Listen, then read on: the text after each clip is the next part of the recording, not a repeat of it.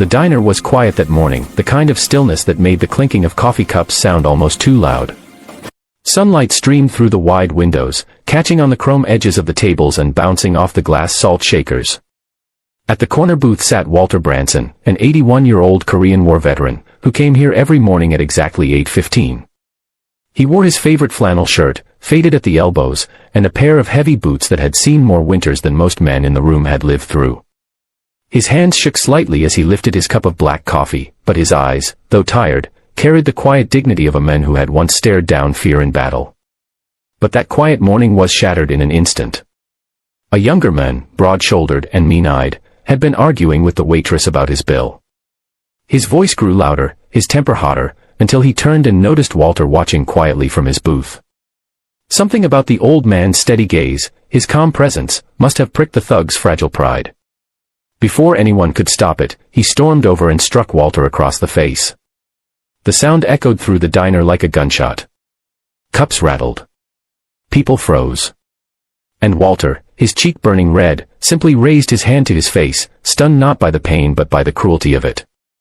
If you believe in kindness, in respect for those who came before us, and in the power of second chances, please take a moment to like this video, share it with friends, and subscribe to Kindness Corner. Your support helps spread these powerful stories of humanity. The diner fell into a heavy silence. The waitress, trembling, begged the men to leave, while the other customers looked down at their plates, too afraid to intervene. Walter didn't retaliate. He simply sat there, his weathered hand covering the fresh bruise, his eyes staring into the coffee he could no longer taste. He wasn't afraid for himself, he had endured far worse, but his heart ached at the state of the world, at how quickly respect seemed to vanish in the face of arrogance. Minutes turned into an hour. Walter stayed at his booth, partly because his legs felt too heavy to carry him out, and partly because he had nowhere else to be. The diner was his refuge, the place where he was known simply as Mr. Branson, the polite old man who always tipped generously, even when his pension was thin. Now, even that sanctuary had been tainted by violence. But then the bell above the diner's door jingled, and in walked a group of men whose very presence shifted the atmosphere. Leather vests stitched with bold insignias, tattoos winding down muscled arms, boots that hit the floor with certainty, they were members of the Hell's Angels. At their center walked a man taller than the rest, his gray-streaked beard giving him an air of authority. His eyes scanned the room until they landed on Walter. And in that moment, a ripple of recognition passed through the old man's tired expression. The leader of the group was Thomas Branson, Walter's son.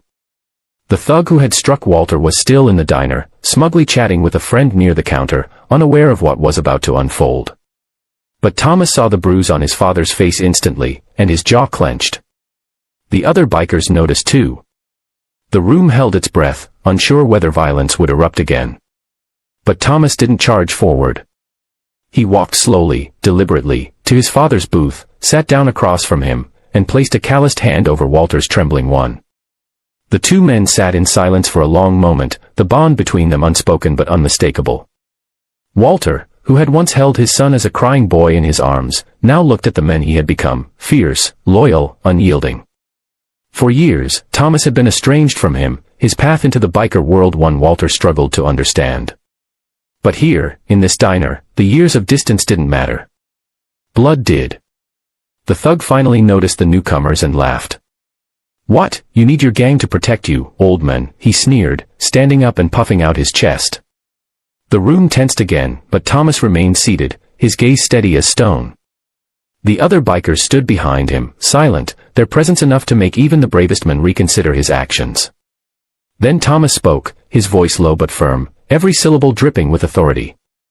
"That man you laid your hand on is my father. He's an 81-year-old veteran who gave more for this country than you ever will. And you thought it was tough to slap him." The thug's grin faltered. Suddenly, the weight of the room pressed down on him, the stares of the customers, the silence of the bikers, the quiet strength of the old man he had struck. Thomas didn't raise his fist. He didn't need to. His words alone carried a force greater than any punch. Slowly, the thug backed away, muttering something under his breath, before fleeing out the diner's door. No one followed him. There was no need. His shame would follow him farther than any man could. Walter finally exhaled, the tension leaving his body. For the first time that morning, he allowed himself a small, weary smile. His son had defended him, not with violence, but with loyalty and respect. The bond that had been strained for so many years seemed to heal in that simple act. The waitress brought fresh coffee for the table, her hands still shaking, and quietly thanked Thomas and the others. Around the diner, customers began to murmur, the fear lifting as though sunlight had broken through heavy clouds. Some even approached Walter to offer words of respect, ashamed they hadn't acted sooner. Walter looked at his son, his voice raspy but steady as he said, "I fought battles long ago, Thomas. But nothing compares to the fight of keeping your family close." Thomas nodded, emotion flickering in his tough exterior. For all the years they had drifted apart, this moment had reminded them both of what truly mattered. From that day forward, the diner became more than a place for breakfast. It became a symbol of reconciliation. Walter and Thomas would meet there often, sometimes joined by Thomas's biker brothers, who treated the veteran with a reverence he had never asked for but deeply appreciated. And every time Walter entered, people remembered that morning, when a thug's cruelty was silenced not by fists, but by the quiet power of family and respect. If this story touched your heart, please show your support by liking this video, subscribing to Kindness Corner, and sharing it with others. These stories remind us that no matter how broken the world feels, acts of love and loyalty can mend what's been lost. And before we end, I'd love for you to comment below, do you believe kindness has the power to heal broken families? Your words might inspire someone who needs hope today.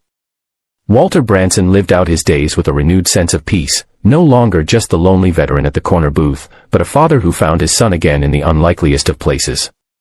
And to everyone who witnessed it, that diner became a reminder that even in the face of cruelty, respect, loyalty, and love will always carry the great